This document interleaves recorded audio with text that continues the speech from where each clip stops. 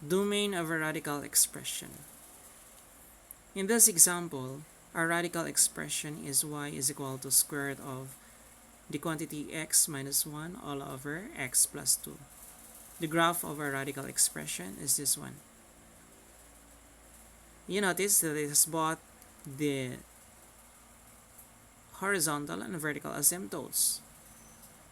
The vertical asymptote is x is equal to negative 2, while the horizontal asymptote is y is equal to 1.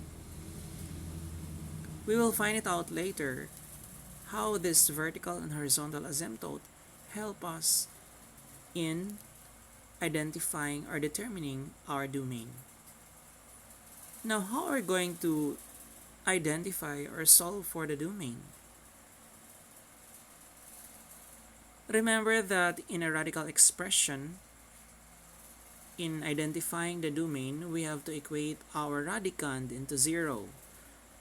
So, since our radicand here is a rational expression, it has both the numerator and the denominator.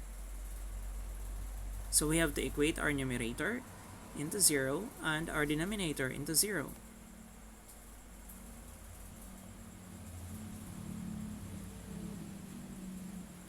So we have x minus 1 is equal to 0. By additive inverse, we have x is equal to 1. Then our denominator, x plus 2 is equal to 0. So x is equal to negative 2. So how are we going to write now our domain through interval notation? So we have to remember also that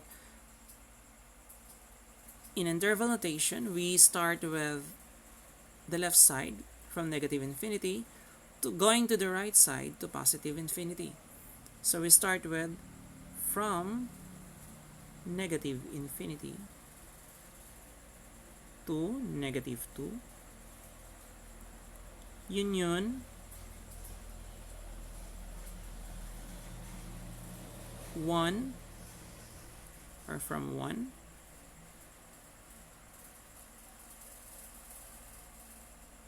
to positive infinity. You notice that is the parenthesis here and a bracket. So this parenthesis here in negative 2 means that negative 2 will never form part of our domain, while here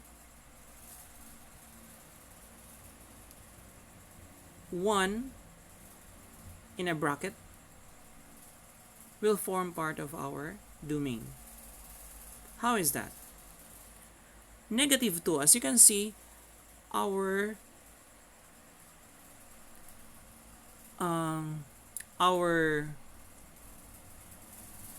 vertical asymptote is y is equal to negative, or rather x is equal to negative 2.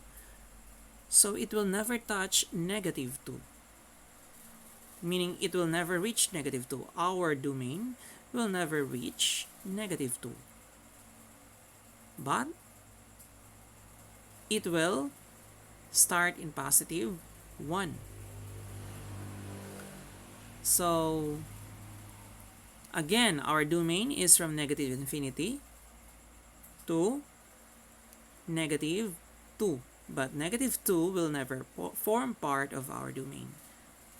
Then it will start to positive 1. It will start again to positive 1, then to positive infinity.